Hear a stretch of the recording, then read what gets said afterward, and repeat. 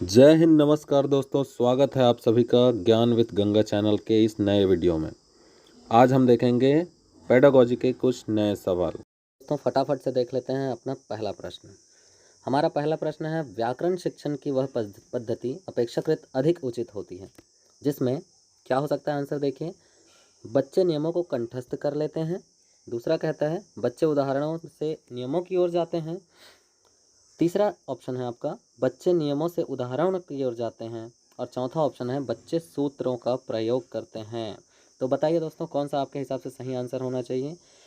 इसका सही जवाब है बच्चे उदाहरणों से नियमों की ओर जाते हैं। मतलब जैसे आप बच्चों को पहले उदाहरण बताइए, उसके बाद उनको नियमों की जानकारी दीजिए। साक्षात चीज़ों को पहले दिखाइए, उसके बाद नए नियम बताइए। तो इसका करेक्ट आंसर हो जाएगा ऑप्शन नंबर बी, बच्चे उदाहरणों से नियम की ओर जाते हैं। ठीक है, अगला सवाल देखते हैं। वे कथन जो आपसी व्यवहार में सामान्य रूप से प्रयोग होते हैं उन्हें हम क्या कहते हैं। बताइए दोस्तों। औपचारिक कथन कहते हैं, अनौपचारिक कथन कहते हैं, प्रासंगिक कथन कहते हैं या तर्क संगत कथन कहते हैं। तो जब हम आपसी व्यवहार में जब सामान्य रूप से प्रयोग करते हैं, मतलब हम अपने दोस्त यार सगे संबंधियों से जब बात करते हैं, तब हम किस तरह की भाषा का प्रयोग करते हैं, उसे हम क्या कहते हैं दोस्तों, अनौपचारिक कथन। तो आपका सही जवाब हो गया अनौपचारिक कथन। ठीक है, चलते हैं अगले सवाल की ओर। हमारा अगला सवाल है, बच्चों में भाषा प्रयोग की दक्षता विकसित करने के लिए आवश्यक है। क्या आवश्यक है दोस्तों, बताइए क्या आवश्यक है। उन्हें सुनने और बोलने की आज़ादी हो। दूसरा ऑप्शन कहता है उन्हें कविताएं याद हो। तीसरा ऑप्शन कहता है आपका उन्हें मुहावरे याद हो। चौथा ऑप्शन कहता है कि वे किसी वक्ता के साथ रहते हों। तो यहाँ पर आप देख सकते हैं, याद करने वाली चीज़ें हमेशा आप देख लीजिए ये नेगेटिव होती हैं। याद करने वाली, जैसे ही आपके सामने अगर कोई ऑप्शन आता है तो उसको आप नेगेटिव काट दीजिए। तो यहाँ पर आपका जो करेक्ट आंसर है वो हो जाएगा सुनने और बोलने की पूरी आज़ादी हो। किसी कक्षा में अगर बच्चे को सुनने और बोलने की अगर पूरी आज़ादी है तो वह भाषा को अच्छे से अच्छा प्रयोग कर सकता है, चाहे वो हिंदी भाषा के लिए हो, चाहे वो किसी और भाषा के लिए हो। ठीक है दोस्तों, तो आपको ये समझ में आ गया होगा आई थिंक। ठीक है, चलते हैं अगले प्रश्न की ओर। प्रश्न कहता है कि मोना अक्सर लिखते समय शब्दों के अक्षरों को छोड़ देती है, जैसे पढ़ती को पति, अभिनव को अनव लिखना। इसका सबसे उपयुक्त कारण क्या हो सकता है, बताइए आपके हिसाब से क्या हो सकता है। ऑप्शन ए कहता है उसे लिखना रुचिकर नहीं लगता, मतलब उसे लिखना पसंद नहीं है। दूसरा ऑप्शन आपका कहता है उसके विचार और लिखने की गति में सामंजस्य नहीं है, मतलब वो जो सोचती है उसको जब लिखती है वो सही तरीके से नहीं लिख पा रही है। तीसरा ऑप्शन कहता है कि उसके विचारों में स्पष्टता नहीं है, वो जो सोच रही है वो सही सही नहीं सोच पा रही है। चौथा ऑप्शन कहता है उसे मात्राओं का ज्ञान नहीं है, अगर ज्ञान नहीं होता तो वो लिखती नहीं। तो उस हिसाब से यदि देखा जाए तो आपका आंसर होना चाहिए ऑप्शन नंबर सी, वो जो सोच रही है वो सही तरीके से नहीं सोच पा रही है। तो इसका करेक्ट आंसर हो जाएगा उसके विचारों में स्पष्टता न हो। ठीक है दोस्तों, चलते हैं अगले सवाल की ओर। सवाल कहता है, अपनी कक्षा में समावेशी माहौल का निर्माण करने के लिए आप किस बात को सबसे अधिक महत्वपूर्ण मानते हैं। आप एक टीचर हैं, आप अपने क्लास में समावेशी माहौल बनाना चाहते हैं, तो इसलिए आप किस बात को सबसे ज़्यादा महत्वपूर्ण मानते हैं। चलिए देखते हैं सवाल में आपके ऑप्शंस क्या क्या हैं। विभिन्न प्रकार के दृश्य श्रव्य संसाधनों का सदैव अनिवार्य प्रयोग, ये पहला ऑप्शन हो गया। दूसरा ऑप्शन कहता है स्वयं के बोलने की गति को बहुत धीमा रखना है, आपको धीरे धीरे बात करना है, ऑप्शन 2 कहता है। ऑप्शन सी जब देखते हैं तो सभी बच्चों के से सभी भाषिक प्रकारों को सामान्य रूप से संपादित करवाना।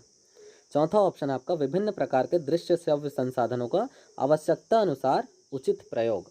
ऑप्शन क्लियर है आपको। जो आपका तीसरा ऑप्शन है वो आपको थोड़ा कंफ्यूज कर सकता है, और जब आप चौथे ऑप्शन पे आते हैं तो ये जो है क्लियर हो जाता है आपको कि ऑप्शन नंबर डी ही इसका करेक्ट आंसर है। कैसे, देखिए, विभिन्न प्रकार के दृश्य श्रव्य संसाधनों का आवश्यकता अनुसार उचित प्रयोग, मतलब जब आपको आवश्यकता है तब आप उसका उचित प्रयोग करेंगे। ठीक है दोस्तों, तो ये आपका क्लियर हो गया। चलते हैं अगले प्रश्न में। हिंदी साहित्य के इतिहास के संबंध में modern vernacular literature of Hindustan किसने लिखा। ये एक टिपिकल क्वेश्चन है जो कि ऑथर पे डिपेंडेड है। ठीक है दोस्तों, तो यहाँ पर आपको इसको याद रखने की ज़रूरत है।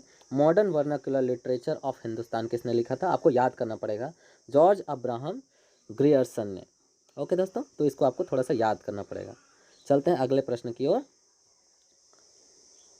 प्रश्न कहता है, सतीश 7वीं कक्षा का विद्यार्थी है।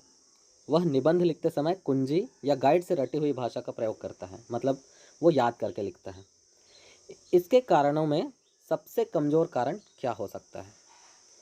चलिए देखते हैं क्या हो सकता है। ऑप्शन ए कहता है, उसकी लिखित भाषा पर पकड़ नहीं है, लिख तो रहा है।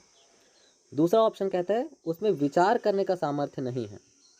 ये ऑप्शन थोड़ा सा लग रहा है कि हो सकता है। तीसरा ऑप्शन है, सृजनात्मक लेखन की शिक्षण पद्धति उचित नहीं है। ये भी समझ में नहीं आ पा रहा है। चलिए देखते हैं चौथा ऑप्शन क्या कहता है, उसकी मौखिक भाषा बेहद कमज़ोर है। इस ऑप्शन में आप ध्यान दीजिए, जब आप जो बात करते हैं उसको यदि आप लिख पाते हैं तो आप बहुत अच्छे से एक निबंध को लिख सकते हैं।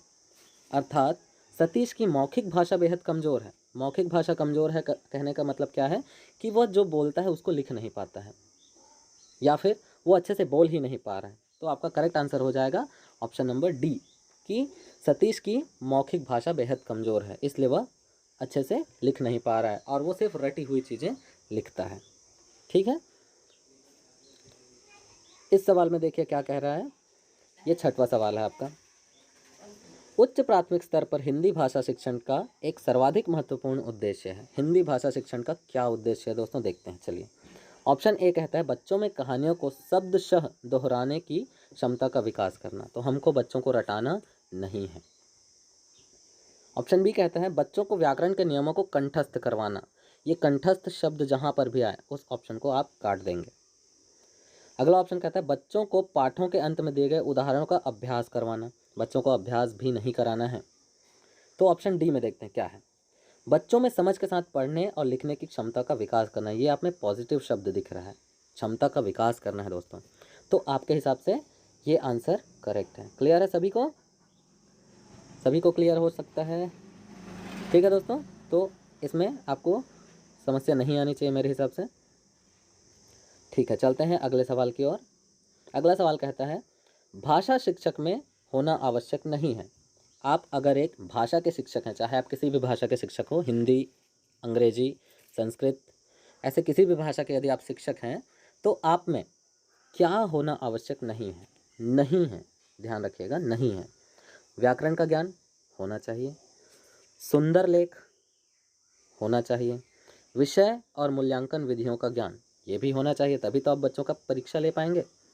चौथा ऑप्शन है रसायनों का ज्ञान। भाई भाषा शिक्षक क्या करेगा रसायनों का ज्ञान लेके? नहीं चाहिए।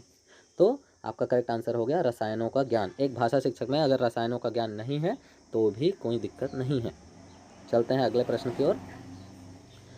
गद्य शिक्षण में काठिन्य निवारण किया जा सकता है कैसे? गद्य शिक्षण मीन्स जब आप बच्चों को कविता पढ़ा रहे हैं, उसमें बच्चों को यदि कोई कठिनाई आ रही है तो उसमें आप उसका निवारण कैसे करेंगे? तो चित्र दिखाकर, वस्तु को प्रत्यक्ष दिखाकर, मॉडल दिखाकर, या उपर्युक्त सभी। तो आपके ऑप्शन से बहुत ही आसानी से आप देख सकते हैं कि यदि आप बच्चों को चित्र दिखाते हैं, जैसे किसी कविता में चिड़िया का विवरण है तो आप चिड़िया का चित्र दिखा सकते हैं। अगर घोंसला का विवरण है तो आप एक छोटा सा घोंसला का मॉडल ला के दिखा सकते हैं। एक ओरिजिनल घोंसला भी ला सकते हैं, घर में कई पुराने घोंसले पड़े होते हैं, है ना, तो उसको आप ला के दिखा सकते हैं। तो कुल मिलाकर आपका जो आंसर है वो हो जाएगा ऑप्शन नंबर डी, उपर्युक्त सभी। आप बच्चों की कठिनाई सभी तरीके से हल कर सकते हैं। ठीक है दोस्तों, चलते हैं अगले सवाल की ओर।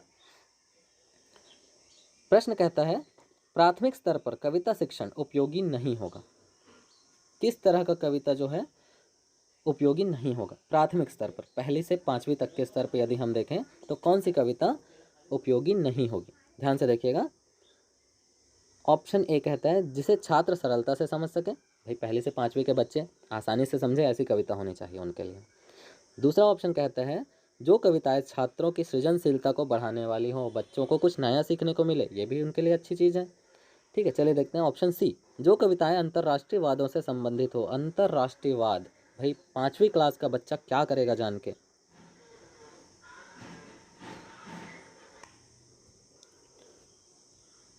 ऑप्शन डी कहता है, जिसमें नीति, हास्य, वीरता, देशभक्ति जैसी भावनाएं निहित हो। मतलब ये भी ठीक है, बच्चों को इन सब चीज़ों की जानकारी होनी चाहिए, लेकिन बच्चा जो है अंतर्राष्ट्रीय वादों से संबंधित चीज़ें जानकर क्या करेगा, पहले तो उसके समझ में ही नहीं आएगा, है ना।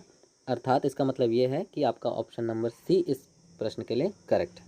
ठीक है दोस्तों, चलिए देखते हैं। तो ये रहा आपका आज का सारा प्रश्न। ठीक है दोस्तों, धन्यवाद।